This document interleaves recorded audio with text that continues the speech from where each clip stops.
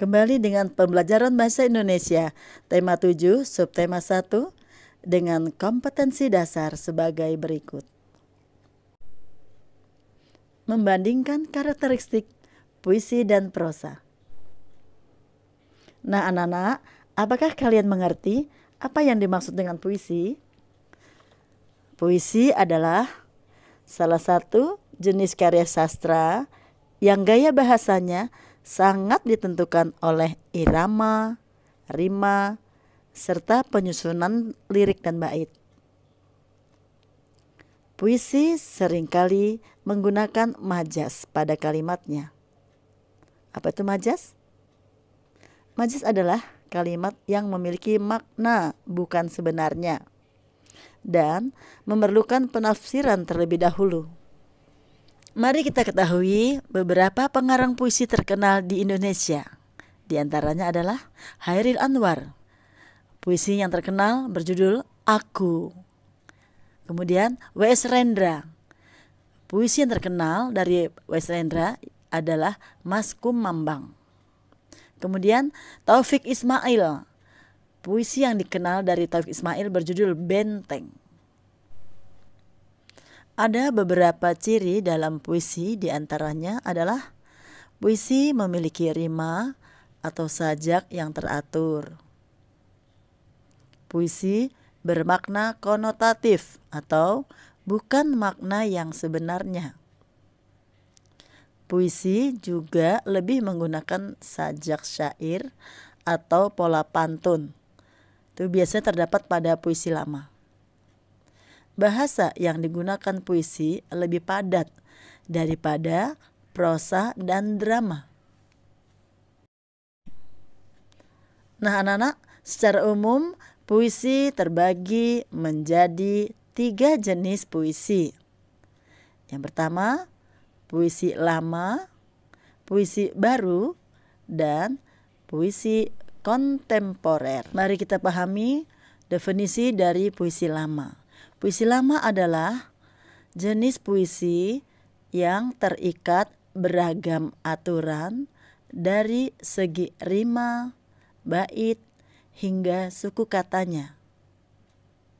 Tiap jenisnya memiliki ketentuan yang berbeda dengan jenis lainnya.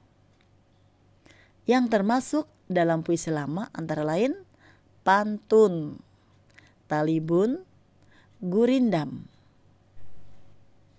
Berikut adalah puisi baru.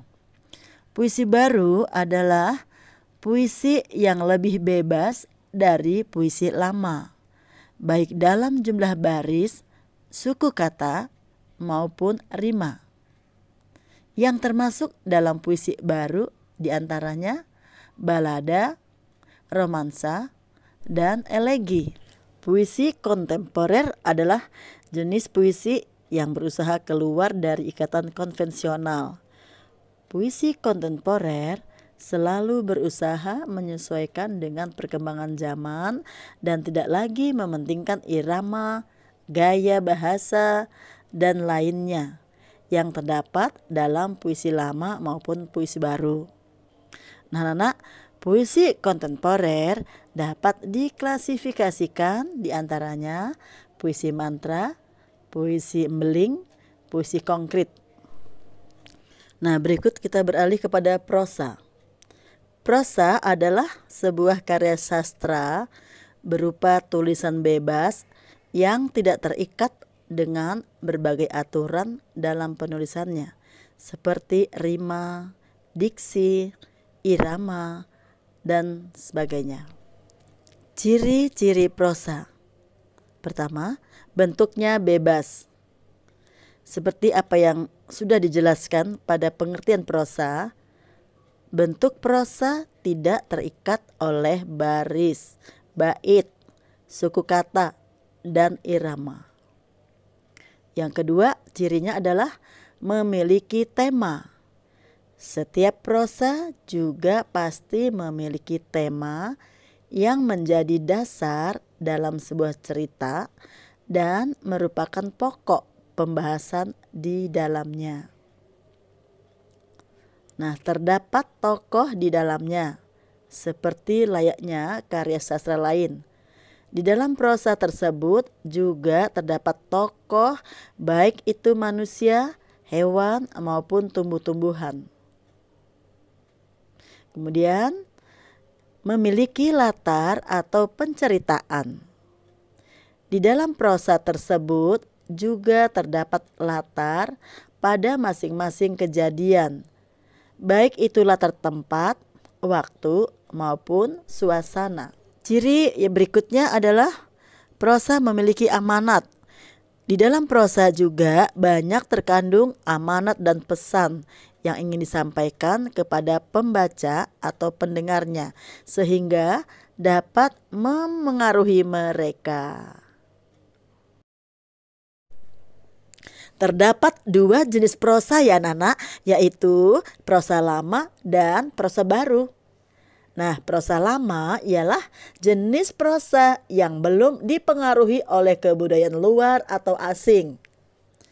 Prosa lama lahir dan hidup dalam masyarakat lama Indonesia, yakni masyarakat yang masih sederhana dan terikat oleh adat istiadat. Karya yang dihasilkan bersifat moral, pendidikan, nasihat, ajaran agama, dan adat.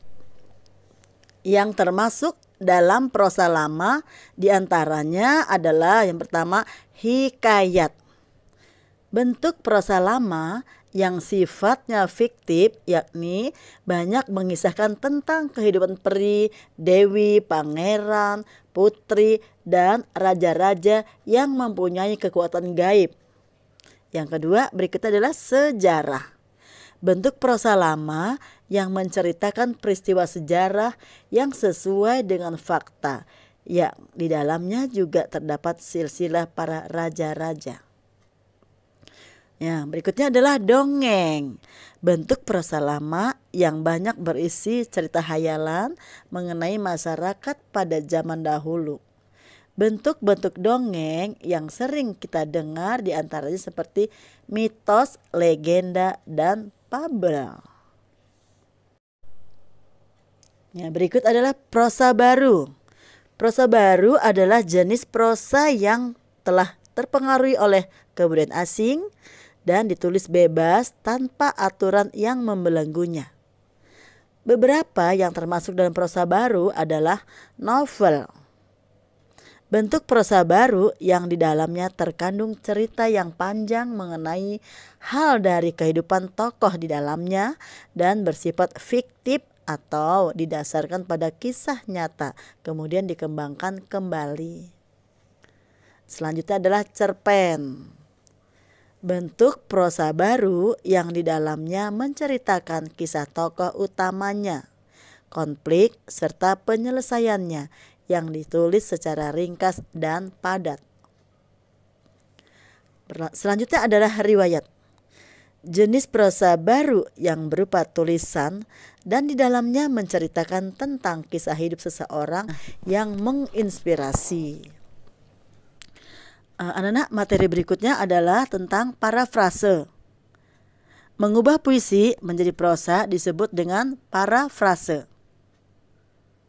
Apa itu parafrase? Parafrase adalah pengungkapan kembali suatu tuturan bahasa ke dalam bentuk bahasa lain tanpa mengubah pengertian.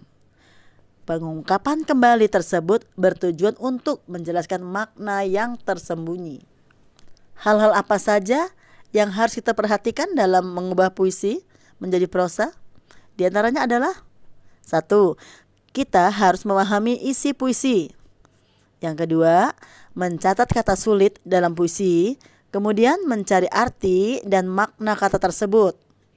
Yang ketiga, menambahkan kata dan tanda baca yang sebelumnya tidak ada atau sengaja dihilangkan dalam puisi tersebut. Yang keempat, mengubah susunan puisi dalam bait menjadi paragraf. Mari anak-anak, kita baca bersama sebuah puisi karya siswa SD dari Kota Bandung yang berjudul Pahlawanku, Pak Soekarno dan Pak Hatta. Ya, kita mulai pembacaannya. pahlawanku, Pak Soekarno dan Pak Hatta. Pak Soekarno dan Pak Hatta, tanpa mereka kita tidak akan merdeka. Merdeka dari perang, dari senjata. Pak Soekarno dan Pak Hatta mempertahan Indonesia dengan sepenuh jiwanya, tanpa kenal lelah, tanpa takut mati. Mereka berpikir, bagaimana Indonesia bisa merdeka? Mari kita lanjutkan perjuangan mereka. Mari kita jaga keindahan alamnya. Mari kita jaga. Karena Indonesia milik kita. Merdeka! Merdeka! Merdeka!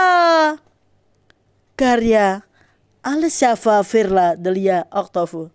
Nah, anak-anak, itu hanya sebagai contoh. Kalian bisa mengekspresikannya lebih baik lagi daripada Bu Ida ya. Ya, mari kita lihat contoh parafrase. Perubahan bentuk puisi yang kita baca tadi ke dalam bentuk prosa. Pak Soekarno dan Pak Hatta, bila tanpa ada peran mereka, Indonesia tidak akan merdeka.